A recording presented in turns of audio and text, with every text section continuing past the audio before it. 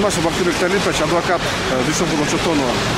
Сегодня судебная коллегия по уголовным делам Верховного суда Крымской Республики оставила в силе решение судов первой и второй инстанции о содержании Дюшенкова Чотонова в СИЗО ГКНБ Крымской Республики до 25 апреля 2017 года.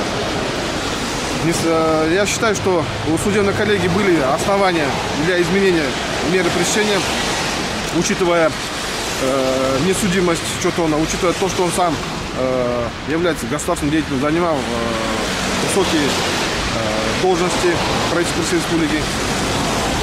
То есть никаких возможностей даже, по сути, у него не было для того, чтобы чинить препятствия следствию или скрыться от суда следствия. Но, несмотря на это, судебная коллегия не вняла доводам, которые были указаны в надзорной жалобе моего коллеги, и оставила меру пресечения под стражей СИЗО ГКНБ.